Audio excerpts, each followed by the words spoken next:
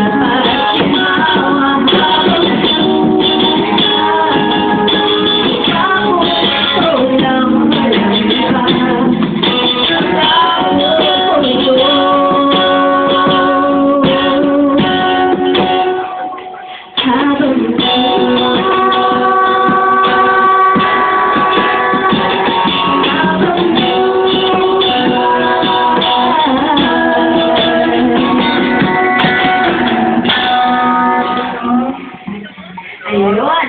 Parte ng buhay ng tao, lalo na sa buhay mag-asawa ang pagsubok. Maski sina Lolo Chito at Lola Susan ay humarap sa realidad na ito. Naranasan nila ang problema sa pera bilang mga dumadayong tindero at tindera ng kung ano-ano. Hindi naman kasi sa lahat ng pagkakataon, mabenta ang mga paninda nila. At syempre, nandiyan din ang mga gastusin sa bahay, ang mga bayarin, at ang mga hindi inaasahang pangyayari na kailangan ng paglabas ng kwarta. At dahil dalawang naglulingkod ng mga bayan-bayan, hindi nila masyadong mapagpunan ng kalsina ng kwarta nila. Kaya dahil pagtatayo sa Batangas, umuha pa sila ng pwesto sa Bicol. Yun nga lang, hindi naging swabe ang negosyo kaya napilitan silang ibenta ang kanilang tindahan at lumipat ng rehiyon upang magsimulang muli. Dagdagan pa ng sakop-saring intriga na sumubok sa samahan ng mag-asawa at ng kanilang mga pamilya. Hay, ang buhay nga naman.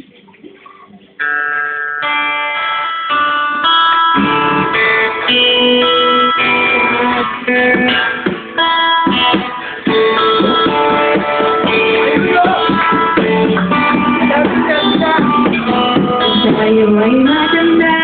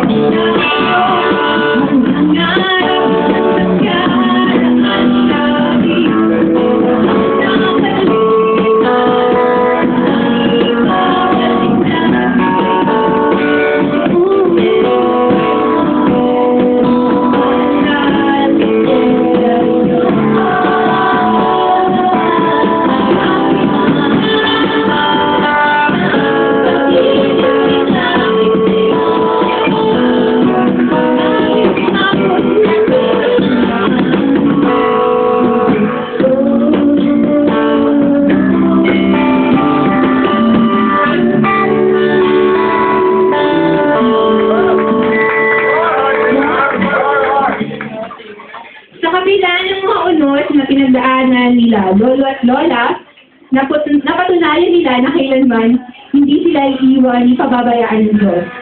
Na kahit sa multo ng buhay, nariyan lamang ang Panginoon. Naghihintay, nagmamahal, gumagabay. Naranasan ni na lolo at lola ang kabutihan ng Diyos, hindi lamang sa buhay nilang mag-asawa, kundi sa buhay din ng kanilang mga anak at aming mga apo. Nakita nila kung paano kumilos ang Panginoon sa kanilang pamilya, at nakita nila wala sa dami ng gisot sila ang kaligayahan at kapayapaan dahil ang mga iyon ay higit pa ay sa Diyos. At sa Diyos ako magkatatuan. Hindi kaya isumatubal ang lahat ng ginawa at ginagawa ng Diyos sa pagsasama nila lola at lola. Kaya't gayon na lamang ang pagtitiwala nila sa poong may kapal. Sa 50 taon ng pagsasama ni na lolo at lola sa hirap at sa ginhawa, pasasalamat sa Diyos ang iniwan nilang marka sa amin. Pasasalamat sa magagandang bagay at pasasalamat sa paghubog ng pagkatao sa panahon ng bagyo. Mula sa pag-usbong ng kanilang pagmamahalan hanggang sa pagtibol ng kanilang mga uban, nagsilbing inspirasyon ang buhay nila sa amin. Ito ang version namin ng fairy tale. Ang nagmamahalan ay sina Lolo Chito at Lola Susan. Ang nagbuklod at patuloy na nagbubuklod ay ang Diyos na sa kabila ng lahat, masasabi namin ito ay magtatapos sa happily ever after.